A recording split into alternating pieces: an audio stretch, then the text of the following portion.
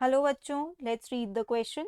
So the question over here says define zero population growth rate, draw age pyramid for the same.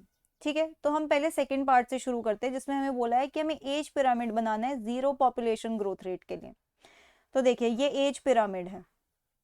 Okay, age pyramid. यहाँ पे जो सबसे नीचे वाला slab है ये रिप्रेजेंट कर रहा है आपकी प्री रिप्रोडक्टिव स्टेज को. प्री रिप्रोडक्टिव स्टेज को. ठीक है, बीच में जो है ये रिप्रेजेंट कर रहा है रिप्रोडक्टिव स्टेज को. Reproductive stage. और जो ये सबसे ऊपर वाला है it represents post reproductive stage. Post reproductive stage. Okay, अब देखिए यहाँ पर जो प्री रिप्रोडक्टिव वाले हैं मतलब जो फ्यूचर जनरेशन है जो रिप्रोड्यूस कर पाएगी और अभी जो रिप्रोड्यूस कर रही है ये ऑलमोस्ट इक्वल है. मतलब रिप्रोडक्टिव स्टेज में को जो रिप्लेस करेंगे वो प्री रिप्रोडक्टिव स्टेज ही है जो आगे चल के रिप्रोडक्टिव स्टेज बनेगी. तो जो रिप्लेस कर रही है वो इक्वल ही है, ऑलमोस्ट इक्वल ही है.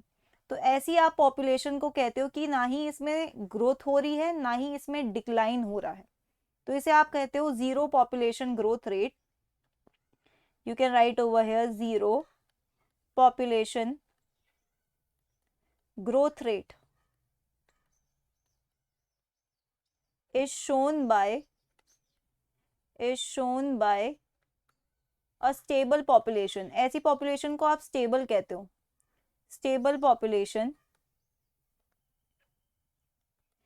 in which growth and decline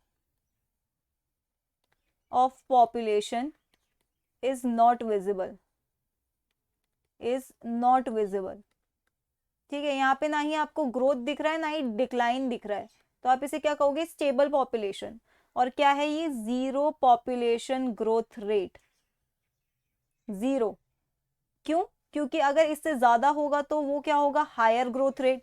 और अगर इससे कम होगा तो पॉपुलेशन एक तरीके से डिक्लाइन कर रही है. Okay, so that's it for the question. I hope you understood it well. Best of luck.